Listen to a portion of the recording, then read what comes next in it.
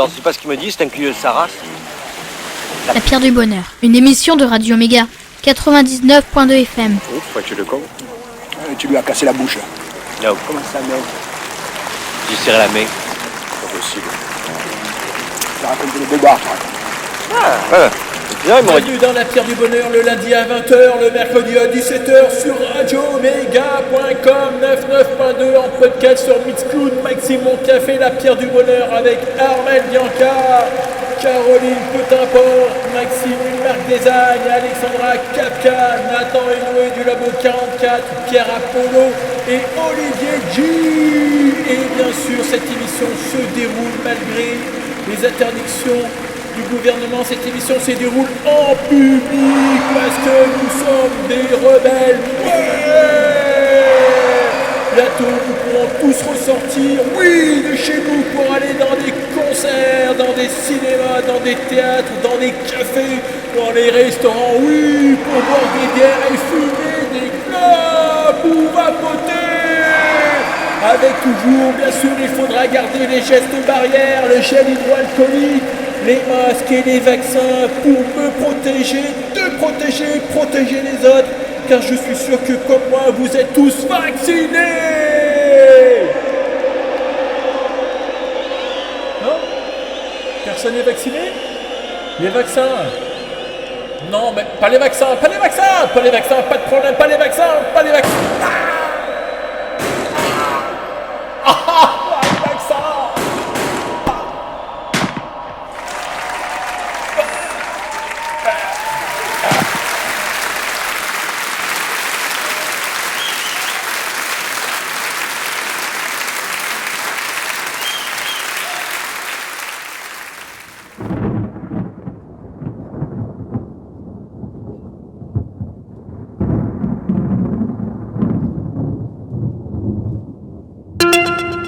Alerte coronavirus. Aujourd'hui, Gisèle est heureuse de retrouver ses deux petits-enfants, Hugo et Lucie. Elle va s'occuper d'eux pendant le confinement parce que leurs parents sont en télétravail et qu'ils en ont ras la casquette des gosses à la maison. Déjà, pour le premier confinement, ils avaient failli les tuer et s'étaient résolus à leur donner de la gnôle dans leur choc à pic pour les calmer. Alors cette fois, ils ont dit non, on va pas se les coltiner encore une fois, on va les refiler à la vieille, ça leur fera les pieds. Hugo et Lucie se sont jetés au cou de leur grand-mamie pour l'embrasser chaleureusement, juste avant de se jeter par terre pour se chamailler à propos d'une histoire de dernière danette au chocolat que Hugo aurait mangée sans partager avec sa sœur. De son côté, Gisèle ne s'est pas privée de les couvrir de baisers, juste avant de leur fiche une torgnole à tous les deux et de les enfermer à la cave. Il était temps, ça faisait si longtemps qu'elle attendait ce moment. Le martinet commençait déjà à prendre la poussière. Cette histoire, ce n'est pas loin de la réalité. Pour sauver Hugo et Lucie, la seule solution, c'est la vaccination des professeurs des écoles, et des chauffeurs du bus scolaire, et des dames de la cantine, et des animateurs du centre aéré, et du vendeur de glace. Se vacciner, c'est se protéger, mais c'est aussi protéger la santé mentale des parents et la santé tout court des enfants. Alors, pour le moment, continuons de fermer les écoles et de laisser les parents s'occuper de leurs enfants, en appliquant les gestes barrières et en portant le masque jusqu'à la porte de chez mamie. Ceci est un message de la pierre du bonheur.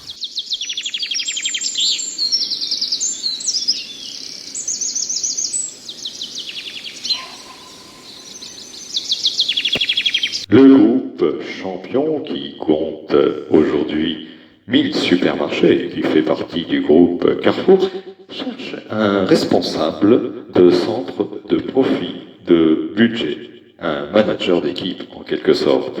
Il faut être champion et nous comptons sur votre candidature de manager de rayon expérimenté et de manager de rayon jeune diplômé Bac+3. Madame, monsieur, je vous écris suite à votre proposition de poste de manager de rayon expérimenté au groupe Champion.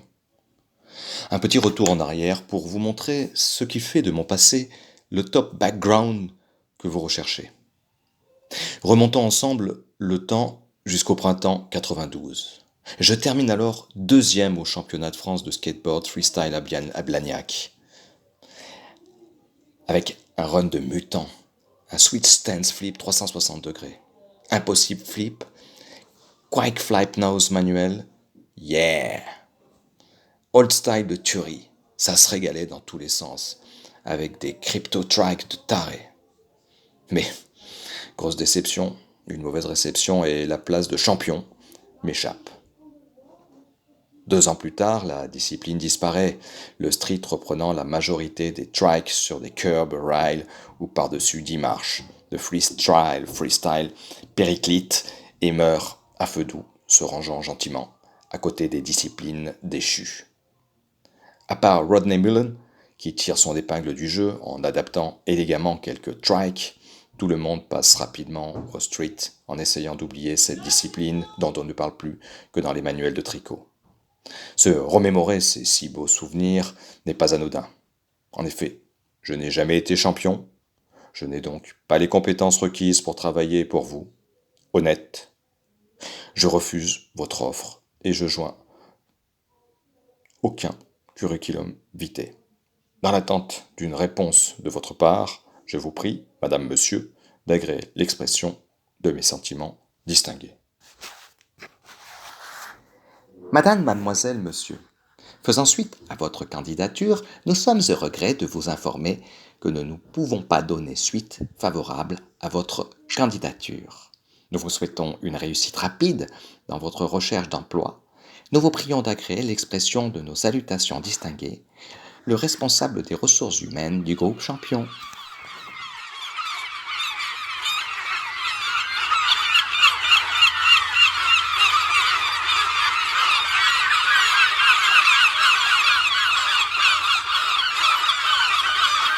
Comme vous le savez, la cellule investigation de la Pierre du Bonheur travaille depuis plus de 4 ans sur le dossier sulfureux de la famille Le Pen. 4 ans, c'est le temps qu'il nous a fallu pour tisser un réseau d'informateurs, de taupes, comme on dit dans le jargon, au sein du clan des grands nostalgiques de 45, je veux dire le club privé de Saint-Cloud. À ces informations de sources internes s'ajoutent des vidéos filmées grâce à un arsenal technologiquement ultra perfectionné que Radio Méga met à disposition de ses bénévoles en cas de gros dossiers. Et là, chers amis auditeurs-auditrices, c'est du lourd. Ce que nous nous apprêtons à vous révéler pourrait changer radicalement la tournure des prochaines élections présidentielles dans l'Hexagone. Mais tout d'abord, dressons le cadre.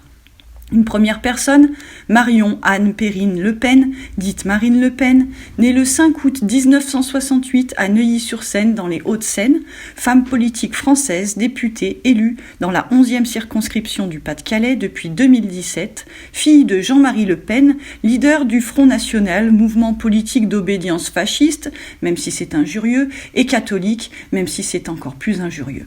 Une seconde personne, Marion Maréchal, née le 10 décembre 1989 à Saint-Germain-en-Laye, femme politique française, petite fille de Jean-Marie Le Pen, conseillère régionale démissionnaire, elle se retire en 2017 de la vie politique. Retenez bien les dates, c'est important pour comprendre la suite. Elle utilise comme nom d'usage Marion Maréchal Le Pen entre 2010 et 2018 pour réapparaître depuis peu sous le nom de Marion Maréchal. Nous y voilà. Alors que les médias pointent du doigt cet imbroglio de noms, de démêlés familiaux, d'alliances et contre-alliances politiques, de je viens, je pars, de pousse-toi là que je m'y mette, le clan Le Pen construit en toute impunité un plan machiavélique que la Pierre du Bonheur va déconstruire spécialement pour vous, sous vos oreilles ébahies. Car oui, amis fidèles, l'enquête de fond que nous avons menée depuis 4 ans, jour et nuit, des milliers de tonnes de café, plus de 100 millions d'heures de rush de vidéos cachées dans des mouches bioniques parcourant les plafonds de Saint-Cloud, plus de 450 millions d'heures d'écoute de micros embarqués dans des cravates de nos informateurs anonymes à qui nous n'oublions pas de rendre hommage. Vous trouverez à ce titre la liste exhaustive de leurs noms sur le site internet de notre émission 3615 La Pierre du Bonheur. Le verdict est implacable et sans appel. Notre enquête aboutit à une vérité vraie survérifiée que même la mafia ne sait pas. Marion et Marine Le Pen sont la même personne. Le domaine de Saint-Cloud, grâce à ses chercheurs cyberbiologistes aguerris d'origine autrichienne et allemande pour la plupart, très peu de juifs visiblement, ont fait de cette candidate ultra perfectionnée leur premier test à l'échelle nationale. Une formule de rajeunissement qui transforme les traits du visage et l'ensemble du corps, sérum administré à l'aide d'une puce intraveineuse auto-alimentée, permet de présenter non pas une candidate aux élections présidentielles de l'Hexagone, mais 2 candidates. 2 fois plus de chances de gagner. Pour le vérifier, c'est très simple. Vous ne les verrez jamais apparaître en même temps, car c'est tout simplement impossible. Nos informateurs nous ont dit que les chercheurs austro-allemands travaillaient d'arrache-pied sur l'hologramme, mais que d'ici 2022, ils ne seront pas prêts, et c'est bien dommage, car ils vont sans doute être exécutés pour ça. Pour ne pas trop attirer de suspicion, leur discours diffère légèrement. Alors que l'une se dit catholique non pratiquante, l'autre se fait prendre en photo au pèlerinage de la chrétienté. L'une prend pour porte-parole un homosexuel, l'autre défile et se mobilise contre le mariage pour tous. L'une traîne dans les PMU et s'enfile des pastis en fumant des gitanes sans filtre, l'autre boit du lait de brebis avec Gilbert Collard. Et quelques mois plus tard, elles inversent les rôles pour semer le trouble dans la tête des électeurs. L'une dénonce les aides sociales, tandis que l'autre défend les gilets jaunes. Mais il n'y a pas l'une ou l'autre, vous l'avez compris, car il n'y a qu'une seule et même personne depuis le début. Tout cela est une ruse, et vous le savez maintenant, grâce à laquelle elles sont sûres de tout rafler, sans jeu de mots. Ainsi, auditrices, auditeurs, avisés, comme disaient papa et maman et ensuite maîtresse Martine, c'est pas bien de tricher, hein. Alors pampan cucu, et puisque c'est comme ça, pas de bulletin ni pour l'une ni pour l'autre, na. La pierre du bonheur ne s'arrêtera pas en si bon chemin et notre équipe d'investigation se mobilise déjà pour la suite de cette enquête au cœur du Front National qui devrait nous mener vers un scoop d'envergure encore plus éléphantesque. Il se pourrait que le père, la fille et la nièce soient la même personne. Mais nous ne nous avançons pas et attendons d'avoir réuni toutes les preuves pour vous l'annoncer. À la pierre du bonheur, notre mission est de vous informer et de vous informer bien.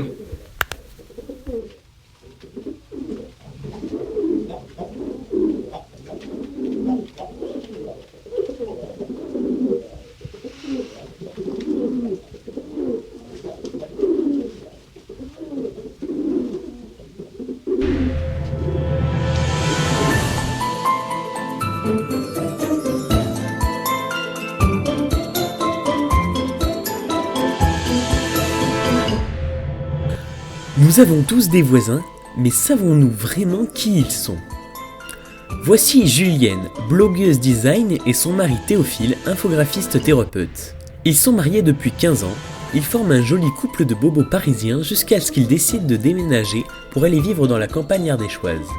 On les retrouve le soir, au lit, juste avant d'éteindre la lumière, avant de s'endormir pour leur première nuit, loin des tumultes du grondement de la ville des Lumières, capitale mondiale de la mode, du prêt-à-porter, du luxe, des palaces parisiens, de la gastronomie, des grands restaurants chics et branchés, des monuments les plus connus du monde, la Tour Eiffel, le Louvre, la Joconde, les Champs-Élysées, l'Arc de Triomphe, Montmartre... Ça va, on peut y aller, oui. On peut commencer ?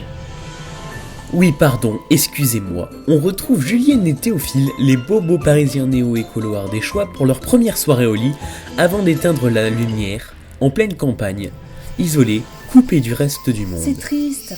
Je me demande, et on en avait parlé ici à la campagne, avec nos voisins de Paris, Étienne, Camille, Garance, et l'autre là qui a fait le tour du monde en vélo sans prendre de bateau ni d'avion. Ah oui, Jean Abdoul. Oui, voilà, Jean Abdoul.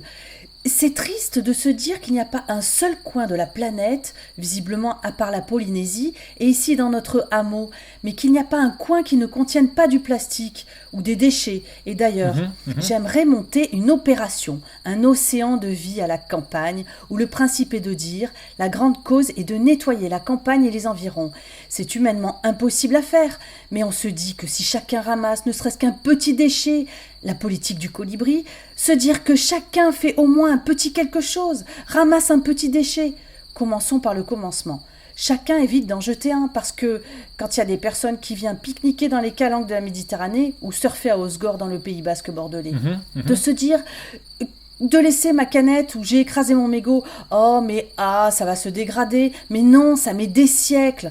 Sincèrement, Ça me choque quand il y a des endroits, des spots où clairement où il a fallu marcher pour y aller, où clairement tu as atteint un sommet pour obtenir un point de vue, ou un endroit comme ça, tu vois, pour venir à la nage, la crique où tu as dû nager pour y venir, et que tu te dis que tu es tout seul au monde avec les sublimes côtes françaises, tu tournes la tête et tu vois qu'il y a des canettes, des sacs en plastique. Et donc, il y a quand même des gens qui sont venus pique-niquer, qui ont laissé leurs déchets, quoi. Ils sont dingues, les gens. Ils vont dans des endroits de nature qu'ils trouvent fantastiques et ils en profitent pendant 1 heure, 2 heures, 3 heures, que ce soit une plage ou que ce soit une prairie, que ce soit une montagne. Ils vont manger, pique-niquer et puis ils vont laisser leurs saloperies sur place. Et ça, oui, moi aussi, je trouve ça scandaleux. Parfois, on peut être conscient. Il faut que je m'améliore là-dessus. C'est difficile parce qu'il faut composer avec son travail, les déplacements, mais là c'est incompréhensible. C'est limite de la provocation. Sur les bords d'autoroute, les gens ils balancent tout par-dessus leur voiture. Heureusement qu'on ne vit pas sur les aires d'autoroute, je vais te dire. Tu sais, je suis pas totalement d'accord avec toi sur la politique du colibri. C'est aussi aux hommes politiques de prendre leurs responsabilités. C'est au pouvoir public de tenir ses engagements sur leur programme écologique qui n'a servi qu'à faire du greenwashing pour se faire élire. J'en ai marre que les gens se comportent comme des porcs, de polluer la nature, que chacun fasse un effort. Ça changera pas la situation, certes, mais je suis complètement d'accord avec toi. Il n'empêche que quand on en voit, on en a déjà parlé au bureau de l'association des coquelicots du 11e, avec Swazik et Yamina, mais les politiques, ils se rachètent avant tout une bonne conscience. Mais ce n'est pas suffisant, il faut que les choses changent des deux côtés, des gens et des politiques. Il faut que la pollution évite de tuer tous nos animaux. Il faut qu'on respecte la biodiversité pour que la chaîne alimentaire soit respectée. Si on prend le problème dans le sens inverse, la pollution, le plastique, les carburants, et ainsi de suite, qui viennent tuer les animaux et les herbes et les algues et les poissons, qui encore une fois n'ont plus rien à manger, ça part en sucette. Le monde, il part en live complet. Tu sais, on devrait faire un documentaire et partir en Polynésie pour montrer les méfaits de la pollution sur les requins qui souffrent de la pollution comme les Parisiens qui souffrent de la pollution de l'air à Paris. Et d'ailleurs, je suis bien contente qu'on ait franchi le pas pour venir s'installer ici, en pleine campagne ardéchoise, même s'il n'y a pas d'aéroport ou de train pour que nos amis viennent nous voir dans notre petit coin de paradis. Non, mais ça, c'est pas grave. Et puis, on a toujours eu cette démarche de découvrir le monde. Après, le seul souci aussi, c'est qu'ici, en Ardèche, on n'est pas prêt d'avoir la 5G ni la fibre. Et pour le télétravail, c'est pas vraiment l'idéal d'être en bas débit ADSL. Mais c'est pas grave, ça va pas nous empêcher de bien dormir au calme de la campagne, là. En Ardèche, on est bien, là, hein, n'est-ce pas, chérie ? Allez, bonne nuit. Bonne nuit. Tu entends ? C'est quoi ce bruit ? Quel bruit ? Le bruit de fond de cri-cri. Ah, ça doit être des sauterelles ou des grillons, un truc dans le genre. Et ça, c'était quoi ? Ah oui, ça je connais pas, ça je sais pas ce que c'est. Attends, je vais chercher dans mon portable ce que c'est sur internet. Je vais pas pouvoir dormir avec tous ces bruits que je connais pas. Putain, mais j'ai pas de réseau. Je peux même pas te dire ce que c'est le bruit d'animaux à la con, quoi. T'as bien fermé la porte à clé ? Bah oui, très bien, oui. T'as ramené la bombe lacrymo ? Non mais dans ce pays, ils ont tous des fusils, donc... Demain, j'appelle la mairie, je vais porter plainte. Ouais, t'as bien raison, ma chérie. Appelle les gendarmes, on sait jamais. Mais j'ai pas de réseau.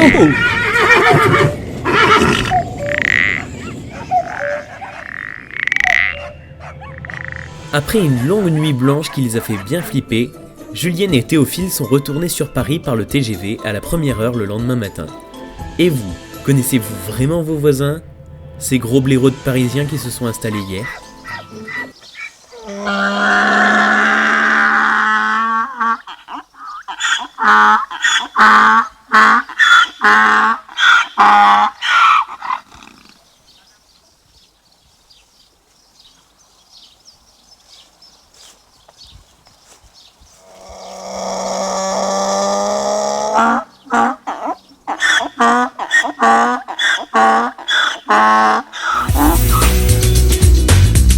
Radio confinée, la radio des confinés.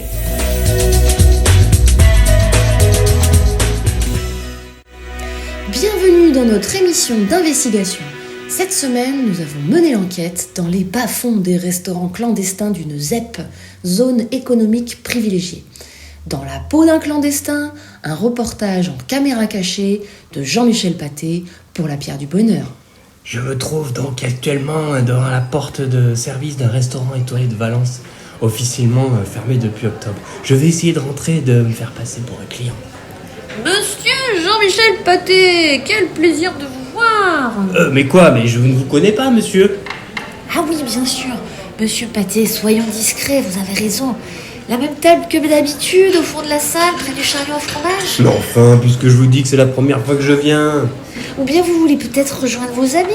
Il y a là-bas Maxime au café et Alexandra Kafka qui se partagent une tête de veau. Ah non, pas eux, non. Au fond de la salle, ce sera très bien. Et un petit apéritif avant de commencer, monsieur Pâté. Mais arrêtez de chuchoter, enfin, c'est pas possible ça. Donnez-moi un kir banane, tiens, avec des petites olives là. Et des cure-dents. Plus vite que ça. Oula, il est bien chafouin, monsieur Pâté, aujourd'hui. Cher auditeur, je suis donc installé à une table avec devant moi une assiette, des couverts et un menu. Et tout ce qu'il faut pour se faire éclater la panse, on s'y croirait, hein, vraiment, ça ressemble à un restaurant. Ça a le goût du restaurant, ça en a même l'odeur. Imaginez, amis auditeurs, il y a juste à côté de moi un chariot avec du Saint-Nectaire qui dégouline, du picodon qui fouette, du camembert qui suinte, un gangbang dans mes narines, je vous dis pas. Voilà, monsieur Pâté, votre kir banane. Et pour la suite, vous avez choisi? Oui, et ouvrez bien les oreilles, mon brave, parce que je suis pas là pour poser du papier peint. Alors en entrée, je vais prendre la traversée de la Méditerranée, en papillote. Ensuite, en plat, je vais me faire le gibier de Potence, sauce chasseur-passeur. Et en dessert, la bûche du Kant sans papier, avec sa farandole de macarons de police. Très bon choix, monsieur Pâté. Et du vin pour accompagner tout ça? Mettez-moi un coteau de la vallée de la Roya, domaine Cédric Héroux. Ah, et puis j'ai une petite question là, sur votre menu là. Vous proposez les délices du réfugié, qu'est-ce que c'est donc? Oui, effectivement, c'est une nouveauté, monsieur Pâté, mais je ne crois pas que ça vous plairait. C'est un menu végétarien à base de plantes sauvages, de champignons et de graines, directement inspiré de ce que mangent les réfugiés quand ils traversent les Alpes pour venir en France. Le chef tenait beaucoup à prolonger l'expérience de vie ma vie de clandestin jusqu'à manger comme un clandestin. Merci mon bon, vous pouvez disposer. Allez, oust, du balai.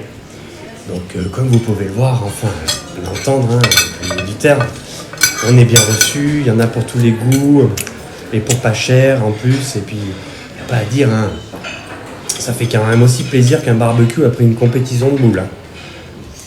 Merci Jean-Michel Pâté pour ce formidable reportage d'investigation au cœur d'un restaurant clandestin à vos risques et périls. Et savourons ensemble cet instant historique où les nantis et les sans-papiers partagent ouvertement le même goût pour la clandestinité.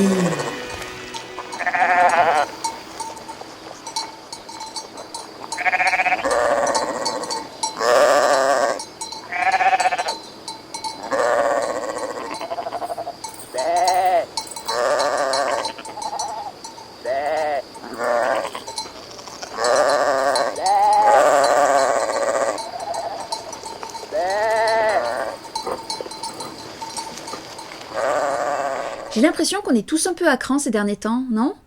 Moi, je me suis rendu compte que je l'étais moi-même la semaine dernière, quand j'ai commandé un kebab végétarien et qu'on m'a amené un kebab à l'agneau. Et comme je suis anti-gaspillage, je l'ai quand même mangé. Sans aucun plaisir évidemment, parce que vous imaginez bien que tout en dégustant ce sandwich, je visualisais le petit agneau encore en vie, figé comme ça, qui me fixait avec un léger dézoom qui inspire cette idée d'abandon, et en fond une petite mélodie au violon du style du Lacrimosa de Mozart.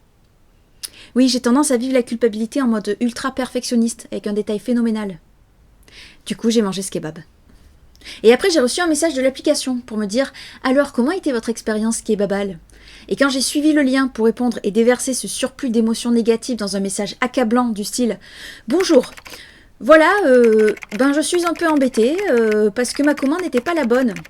Bon, je sais que vous avez sûrement beaucoup de travail et peut-être que vous rencontrez des difficultés dans votre environnement familial ou que vous vous sentez parfois délaissé par la société et peu considéré au vu des efforts et sacrifices que vous fournissez pour la communauté, mais quand même, je me trouve un peu désappointée. » Ouais, non, c'est peut-être un peu fort. Faut que je finisse sur une note positive. En tout cas, vous vous êtes pas trompé sur la sauce et ça, c'est vachement chouette. Et au moment où j'ai voulu envoyer ce message sanglant, j'ai vu qu'il y avait un petit onglet « Je n'ai pas reçu la bonne commande ». Bingo, il y a tout de même une justice dans ce monde. Je vais donc dessus, et là il y a écrit « Si vous n'avez pas reçu le bon sandwich, merci de le prendre en photo et nous l'envoyer, nous pourrons ainsi procéder à un remboursement ou une nouvelle livraison. » Trop tard, Wolfgang était déjà en moi.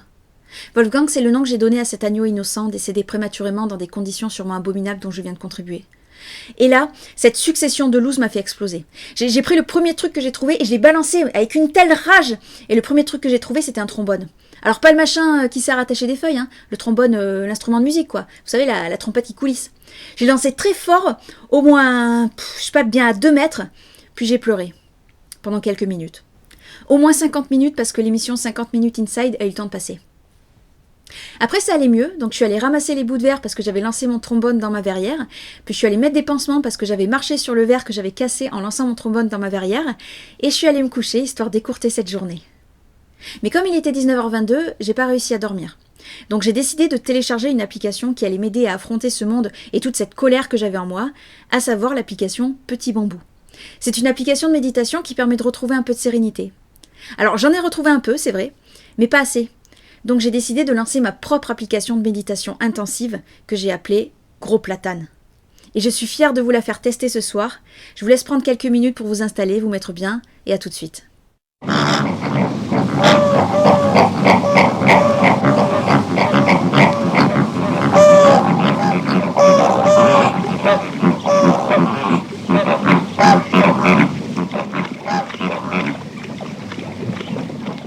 Alors, soyez indulgents, mon programme de méditation intensive est encore un prototype. Hein. En plus, quand je l'ai enregistré, j'étais un peu sur les nerfs, parce que je me suis rendu compte que le verre que j'ai reçu pour réparer ma verrière n'était pas celui que j'avais commandé. Mais je vous rassure, hein, cette commande-là, je ne l'ai pas mangée. Voilà, là je me rends compte que si vous n'avez pas écouté la première partie, cette vanne n'a aucun sens. Donc on va s'arrêter là. Et je vais lancer le premier module de méditation intensive, Gros Platane. Allez, c'est parti! Installez-vous confortablement. Nous allons méditer ensemble pour tenter de retrouver un semblant de bien-être dans ce monde. Je vous invite à éviter d'avoir des pensées négatives, et si, comme moi, vous n'arrivez pas à avoir des pensées positives, parce qu'après tout, vous êtes réaliste et lucide par rapport au monde actuel, vous n'avez qu'à avoir des pensées neutres, c'est déjà pas mal. Vous pouvez vous allonger, vous asseoir, rester debout, comme vous voulez, du moment que vous ne ressentez aucune tension musculaire. Alors moi je vous conseille quand même de vous allonger, parce que vu qu'on va relâcher tous les muscles, si vous êtes debout, vous risquez de chuter. Voilà, je referme la petite parenthèse. Vous allez vous concentrer sur votre respiration. Si vous vous apercevez que ça siffle un peu au niveau des bronches ou des poumons, n'allez pas écrire les mots-clés sur Doctissimo. Poumon, sifflement, grave, point d'interrogation. Inspirez par le nez, expirez par la bouche. Si vous êtes enrhumé, inspirez par la bouche en vous imaginant que c'est votre nez et expirez par la bouche en imaginant que c'est votre bouche. Ou alors, attendez d'avoir le nez débouché pour faire la méthode Gros Platane. Vous allez maintenant penser à une prairie vierge de tout pesticide, peuplée d'insectes, d'oiseaux, de petits animaux mignons qui vivent en parfaite harmonie. Parce que eux savent le faire. Ils sont pas comme nous là, à juger son prochain parce qu'il est pas assez comme nous, ou à juger son prochain parce qu'il est trop comme nous. Pardon, je m'égare. Donc dans cette prairie, vous marchez, pieds nus, vous sentez la fraîcheur de l'herbe entre vos orteils, c'est agréable. Vous sentez la chaleur du soleil vous réchauffer le visage et vous apercevez une porte. Alors oui, une autre parenthèse, faut pas chercher la vraisemblance, hein. Dans la méditation, on peut très bien trouver une porte toute seule dans une prairie, y a rien de fou. Vous ouvrez cette porte et elle donne sur un endroit que vous connaissez. Cet endroit dans lequel vous vous sentez bien. Ça peut être votre salle de bain, ça peut être une plage sur laquelle vous avez passé de bonnes vacances, ça peut être un bar à chicha. Moi perso, c'est une prairie vierge de tout pesticide, peuplée d'insectes, d'oiseaux, de petits animaux mignons qui vivent en parfaite harmonie, parce que eux savent le faire. Ils sont pas comme nous, là, à pourrir tout ce qu'on touche, là, à saloper chaque petit mètre carré, putain de merde. Pardon, je me régare. On est donc dans la prairie, ou le bar à chicha, et il y a encore une porte. Non, pas une porte, on l'a déjà fait. Il y a un rideau en coton. Non, en lin. Le lin est merveilleux. Il pousse en France et ne nécessite que peu d'eau et aucun produit chimique. Et derrière ce rideau de lin, il y a une prairie. Oui, encore une prairie, vierge de tout pesticide, peuplée d'insectes, d'oiseaux, de petits animaux mignons qui vivent en parfaite harmonie parce que eux savent le faire. Ils sont pas là à foutre de la glu là pour s'auto-chasser, ils sont pas là avec leur gros SUV pour faire 2 km. Ah ben non, ils ont des pattes et des ailes et ils s'en servent les cons. Oh, mais c'est pas vrai, pardon, Et tout à coup, vous marchez sur quelque chose. C'est assez doux, vous regardez.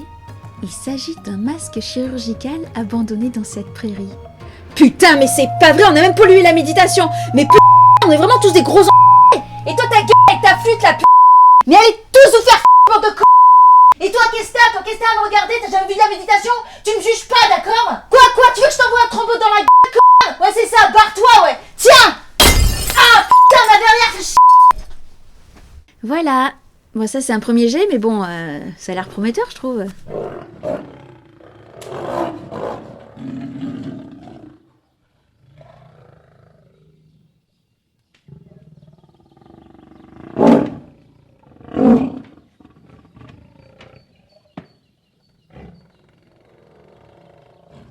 Le groupe Sky Pharma, production SA, 150 personnes, filiale d'un groupe pharmaceutique anglais, est un laboratoire spécialisé dans la sous-traitance de la production de médicaments forme sèche à l'international. Nous recherchons 2 pharmaciens de production, travaillant le samedi et le dimanche en alternance jour et nuit, mais également 4 techniciens de fabrication, travaillant également le samedi et dimanche en alternance jour et nuit, de 6h à 18h et de 18h à 6h. Madame, monsieur, je vous écris suite à l'annonce que vous avez fait paraître il y a quelques jours. Les liens étroits entre le stress professionnel et le développement de maladies physiques et mentales ne sont plus à faire. Plus d'un travailleur sur 2 travaille dans l'urgence, plus d'un sur 3 dit recevoir des ordres contradictoires et trouve ses relations dans le travail difficile.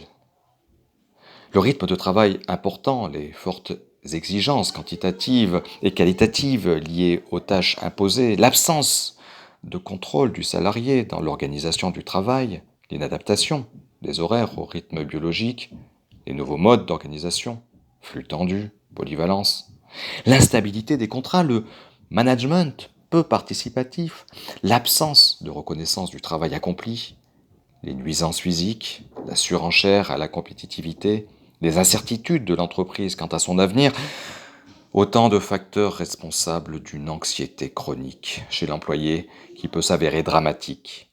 À ce propos, j'ai vu que vous cherchiez des techniciens de fabrication travaillant le samedi, le dimanche et en alternance le jour et la nuit. Je ne compte pas pour ma part être victime d'une dépression, d'un burn-out ou d'un karoshi. Dans une campagne de prévention personnelle, je préfère refuser ce type de poste et vous conseille de faire attention à vous. Dans l'attente d'une réponse de votre part, je vous prie d'agréer, madame, monsieur, l'expression de mes sentiments distingués. Monsieur, nous accusons réception de votre courrier que nous avons étudié avec attention. Cependant, nous sommes au regret de vous faire savoir que nous n'avons pas de poste disponible correspondant à votre qualification. Nous vous encourageons dans votre recherche d'emploi. Nous vous prions d'agréer, monsieur, l'expression de nos salutations distinguées. Le directeur des ressources humaines du groupe Sky Pharma.